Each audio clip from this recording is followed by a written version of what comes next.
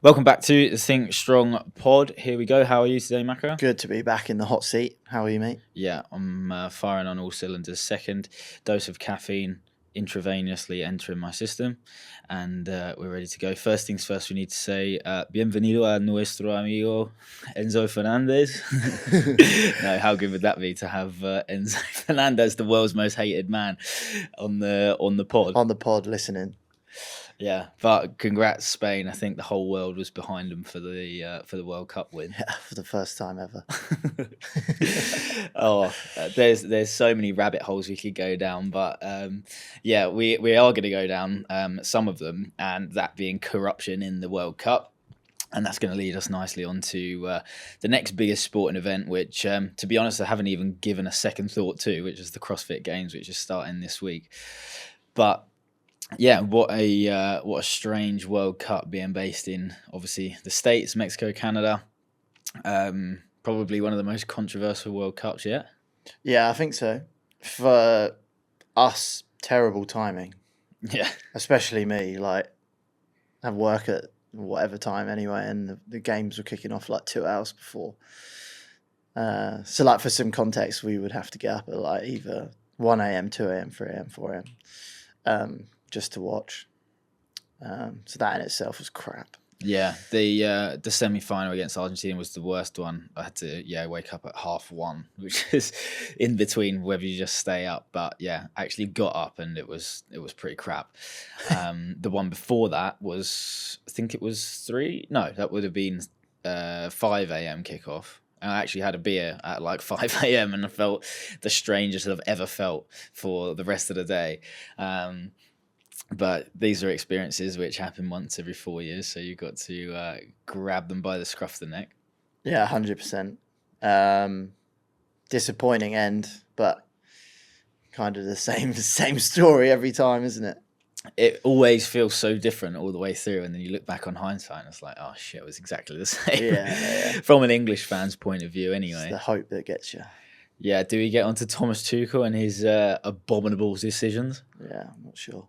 It's quite good. I was listening to an interview the other day with, I think it was Simon Jordan, and he was just like, he came in to do one job and he failed, so they should get rid of him. Is that the guy on Piers Morgan's? Yeah, he's on there sometimes. Yeah.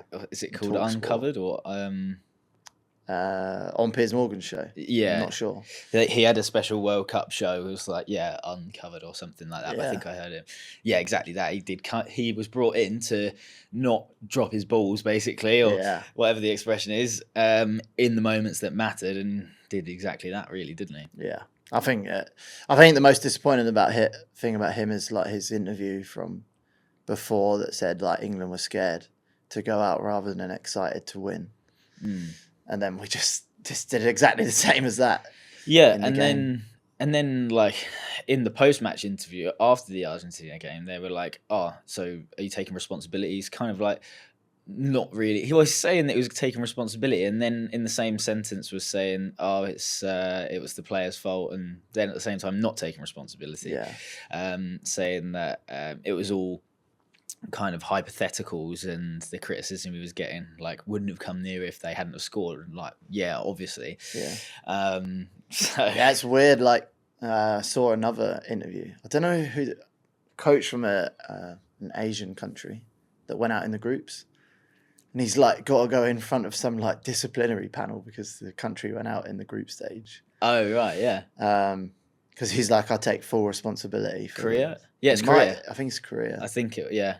Yeah, like he's like, I'll take full responsibility for the team going out. Do you know what I mean? I think in the England game specifically, like just watching it, I don't think you could really fault the players. Like, was it down to like personal error? Like in some occasions, maybe, but just the way that kind of tactical decision makes you play, and just to put you on the back foot for so long, it's hard. It's hard even as a supporter to really put a whole deal of culpability on the players. I think anyway. Yeah, I mean, you're only going to come under pressure last 30 minutes of a game in a semi-final if you sit back. And you had Jude Bellingham playing left mid as well. It was just completely just fucking mental. But yeah, we could probably talk about that for a long period of time. Let's get into the corruption of it. Obviously, you got Trump pulling strings, and obviously Kwanzaa under the same circumstances as just being subject to the rules as they would normally be, displayed or used. Potentially made an impact. But was quite funny to see the fact that didn't make an impact for the States because he played in the following match and then they still proceeded to lose. Yeah, 4-1. I think Infantino is obviously like head of FIFA coming to kind of let's have a World Cup with some sort of integrity, and he's just like completely undermined everything, put the sport in, and we'll get into Argentina in a minute as well, but the sport has just like got such a bad taste, the World Cup after it, and he's just a piece of shit, really. Yeah, it's supposed to be the pinnacle of the sport from all of the different associations across the world, and it's supposed to be, kind of amounting to this, and then for it to slip away into corruption is a bit like disheartening, really, isn't it? There's one point, obviously, Trump got given some sort of peace award, didn't he? And Infantino bypassed like a 36 seat board that would normally have to go through to put something like that through just to give it to him. Yeah, it's crazy. One thing that we haven't spoke about outside this pod, but I don't know if you saw the England-Argentina rugby match. Yeah. It's like before the game they were wearing like the jersey that Maradona was wearing when he scored with the handball. And just like disgraceful behaviour, especially like in football, you kind of expect it because of the way the game's changed. People rolling around, like kicking people, trying to get away with as much as you can. But in rugby, it's just not something you would expect. No, hounding the referee, with like the try that was disallowed at the end, fans lobbing stuff at the referee, and I think there'll be like heavy repercussions for them in rugby, but in football, probably they're going to get away with it, I reckon. I think I saw this morning that Paredes' red card's going to be overturned already. Really? From after the... Yeah. Yeah. So we'll see what happens with that. Yeah, that was... given the tensions post-football World Cup and just tensions that had come with that between the two countries anyway, I think it was always going to be spicy, right? The rugby match, but very satisfying to see England get the win, although it wasn't by a lot. But yeah, the afters, like when the whistle's gone and all of the extras, the throwing the ball away, like all of those things, that's not in the rugby world. Even in that part of the world, like geographically, things changed, like culturally. And, the Argentinians are known for being quite sort of extroverted, should we say, with their emotions and passionate, etc. But there's normally just that level of respect that comes with the sport. And to see that in rugby, that's, it's unheard of. Yeah. I can't remember who it was. It was an ex-England scrum half. Who was it? Wasn't Kerr. I really should know, but he was on a podcast just absolutely slating him. Yeah, I might have even sent it to you. I can't remember what his name is. I really should know, because he's from Norfolk as well. But he was just absolutely slating him, saying like, realistically, you've played like absolute garbage. You've got no like kind of right to be complaining about the result. They was picking apart their performance and how they were kind of just sitting in the middle of the park, not going anywhere, waiting for something to happen for them rather than like putting themselves into the right part of the pitch to play. And then they've got the cheek to go and cause all that ruckus afterwards. Yeah, just it's kind of constant with the whole like corruption stuff with even from the previous like World Cup as well. There was more so murmurs of it then, but I think because people were talking about it before this one, it's just made everything like look even worse. Yeah, it has, and I think maybe that kind of, whether it's conscious or unconscious bias towards the champions, obviously, or Argentina, whichever way you want to look at it, gets highlighted because people have had their ears pricked up from the last World Cup, like you say, and then you see stats coming out like Argentina have the most fouls given against them, but like some of the least cards in relation to that. That's absolutely mental, isn't it? And especially like given the brazenness of some of the fouls, like especially against England in that first 10 minutes is absolutely mental, isn't it? It's just like you still got to go and win the game. Do you know what I mean? So, like that's what it comes down to. Like you always, like I've played in games of football like that where the other team have just kicked lumps out of us for 90 minutes, but we found a way to win. Yeah.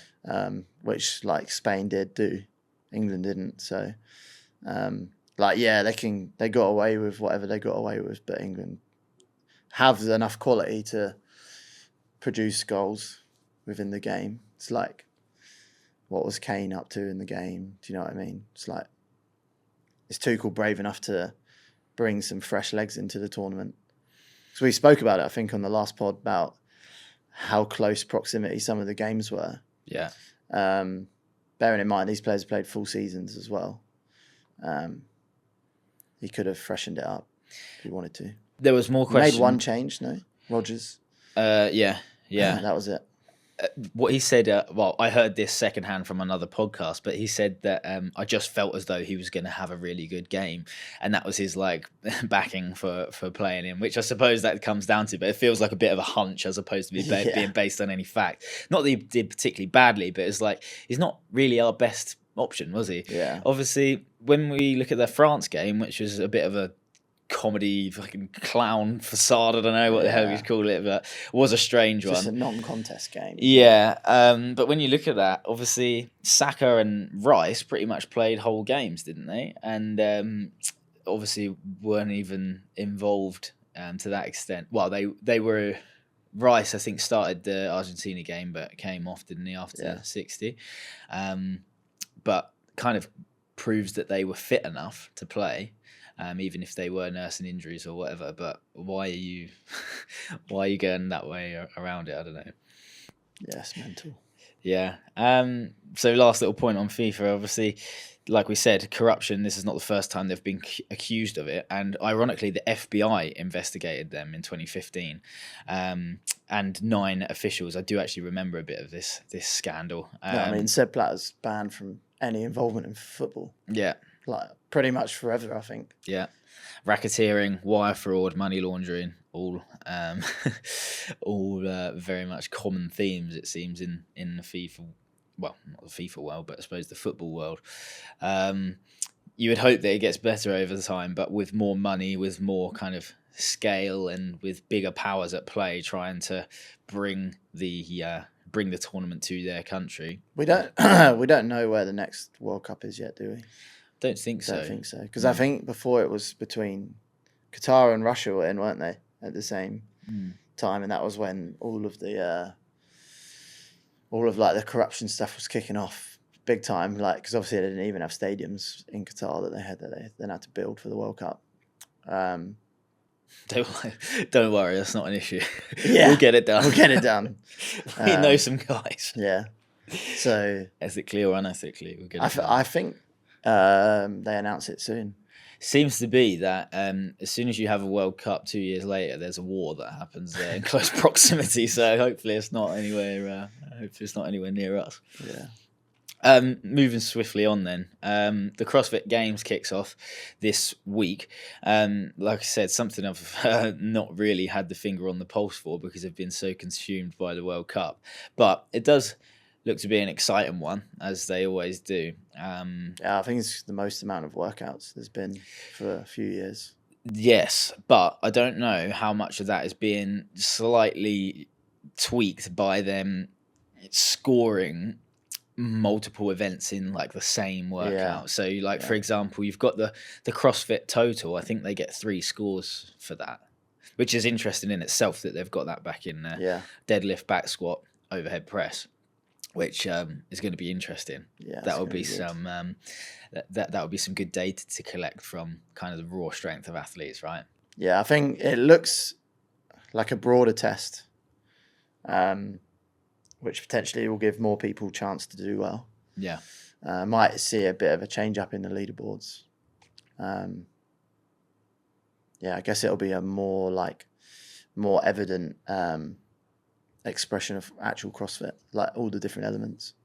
Yeah, like because there is so many events, I can't remember them all off the top of my head. But one funny comment I saw under an event earlier today was they've got a 20-lap oval field bike race. Yeah. And someone said this is still a machine, which is kind of true. Depends how rugged the terrain is and if people come into mechanical issues or not.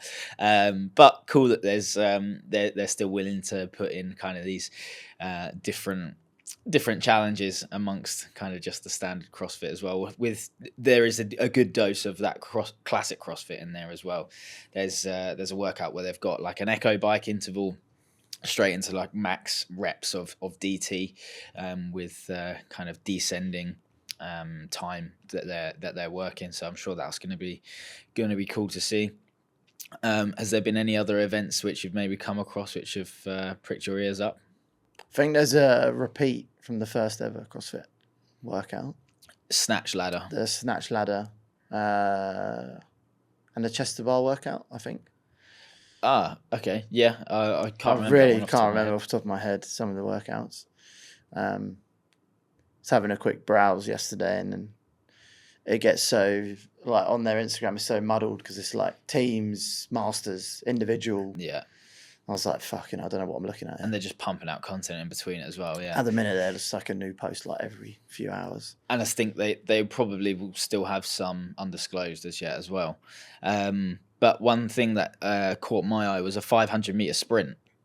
Oh, yeah. Which will be cool. That'll be good. I wonder how that will be structured, whether that will be on a track, whether that will be like some sort of shuttles, maybe like on like an NFL pitch type thing. Yeah, it will be cool to see. Is that a all-out, just one? Because I saw someone wrote in the comments on underneath that, like a bit of a format that they would like to see. It was like all-out sprint, and then it was like top 20, go again. Oh, yeah. Then it was like top 10, go again, top 5, and then top 3. Yeah. And I was thinking, fucking hell, that would be so good to watch. That would be a real good lactic acid Yeah, test, like you could just it? imagine the pictures of them falling over the line towards the end. Yeah. Or like people failing like 400 meters in. So yeah, the format will be interesting on that. That'd be good. I think, yeah, definitely. With regards to the games this year and like the qualifying path, there's been a few surprises in terms of athletes which are very good athletes, which are just not there this year, which haven't qualified. Harry Lightfoot, he was in the top 10. I think he was like 8th or 7th or something in terms of finishing in the CrossFit Games last year. I watched one event from the French throwdown that he did, and it was just like nowhere where he would normally be. Right. I think it was the running and rowing event. Yeah. I think he DNF'd. Right. Don't know if he was injured. But yeah, interesting. And also, like, some people qualify through online, right? Yeah, yeah. And there was a bit of controversy around Pat Vellner, I think. Right. Like, I think he got deducted some points from some scoring, but he still made it to the games. That's the thing, isn't it? Because there's now multiple opportunities to qualify for the games. The people that have the financial backing have multiple opportunities. So if you go to, say, Syndicate Games, you don't make it, you can go to La Copa del Sur in South America and try again there, or go to Europe and try again there. It's like wherever you go, if you qualify, you qualify. And these events aren't all on the same weekend. So providing you can compete at the highest level repeatedly, within the space of kind of a few weeks, because they're not super spread out, you get another chance. And then obviously the online option as well. So that's definitely a criticism, I think, of the setup, is like it rewards the most financially flexible people, should we say. Yeah. Likewise with kind of... Sounds a bit like FIFA. Yeah, almost, yeah. Trump's going to have a word with... with someone who's been banned. We'll see if they get back in for the final event or not. With like increasing performances every year and that bar getting higher and higher, I wonder whether we'll see people dropping off in terms of their repeatability year to year. because obviously you're asking more and more of your body. I wonder if that ability to have that same output is going to be somewhat limited as the as the demands get higher and higher. Maybe the demands for performance enhancing drugs will get higher and higher as well, and you'll see those people that are willing to take that step. Yeah, I guess interesting because people that maybe had deficits in certain areas last year have probably worked harder on them throughout the season, only to come into the games and that not really be something that they're going to be tested on. And then it's not really an accurate representation of their progress over the year, because like they could be really strong in an event they're not being tested in, but they have made loads of progress there, but it's taken away from their overall development, I guess, as an athlete. It's tough, isn't it? Because the bar for fitness, the bar for strength and ability is so high for them to even get to the point where their weaknesses are going to be tested. So they can't afford to slip on anything. Yeah. And then they're going to go and get tested on their weaknesses. But obviously that's what makes it so interesting, so like riveting to see people that have got such high levels of the basic physical qualities to then be tested in the most technical.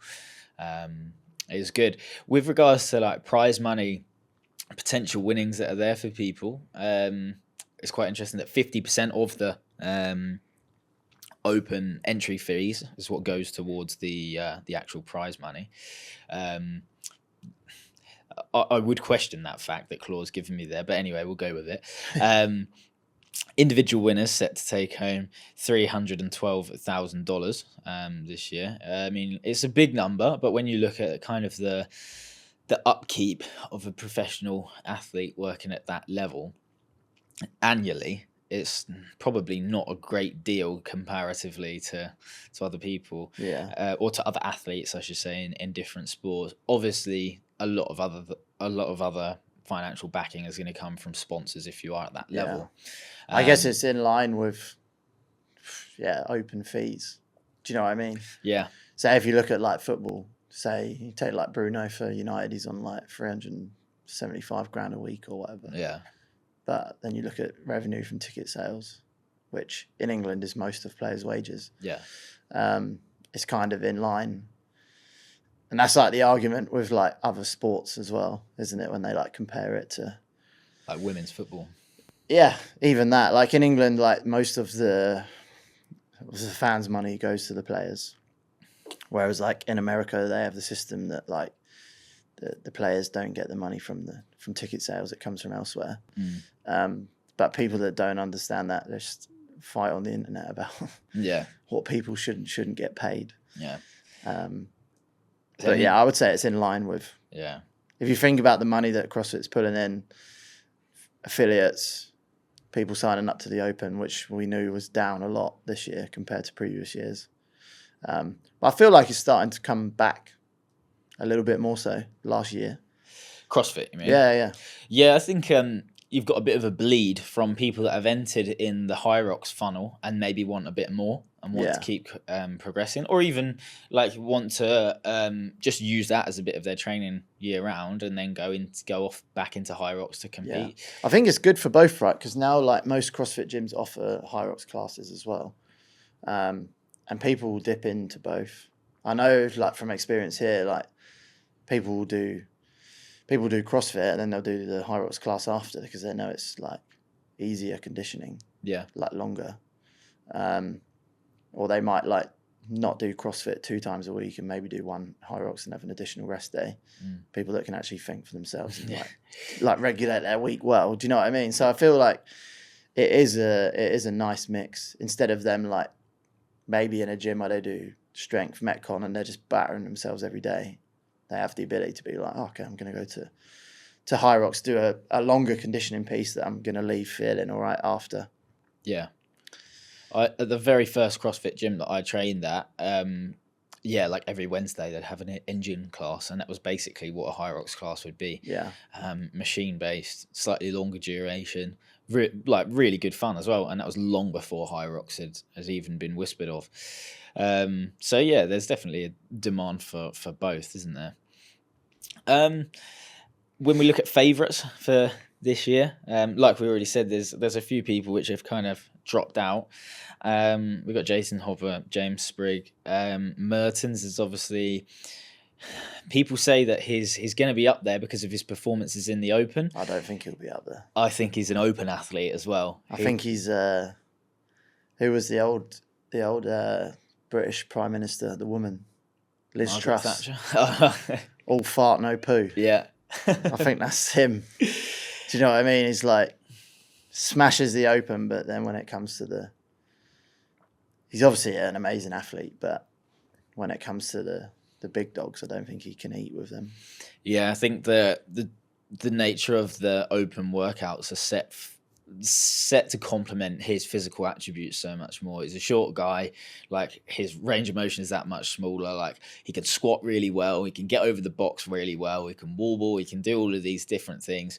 But when you put him next to Ricky Garrard on a 500-meter sprint, like there's going to be no question, is there? Just the range and the rate that the cadence that he can maintain. Ricky Garrard, I don't think there's no hope, to be honest. And like his maybe like repeatability. Like the Opens every other week, like it's like a week in between each, right? Every time we've seen him in a competition, he's like not really been there. Yeah, maybe he has a point to prove. Yeah. Yeah, I'm sure he'll be somewhere around. But he hasn't really come anywhere near the top in many competitions yet, I don't think. Yeah, that would be interesting to see, like maybe how he has developed. I think he's relatively young as well, so that might be a year where we see like a more mature performance across the entire weekend. Lucy CrossFit total. He'll be good. Yeah, I'm sure he will. Yeah. Yeah. Lucy Campbell won her first Open this year, runner-up overall 2025 games. So it's obviously strong podium contention, even with a one-arm clean.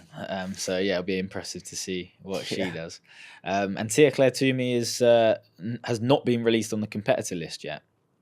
So that doesn't mean that she's not competing. Knowing CrossFit, it could just be some sort of rabbit out of the hat trick they want to pull. But she's announced her retirement like 2 or 3 times now, so it's just like you never know. She's probably going to be there, whatever, and she's probably going to win.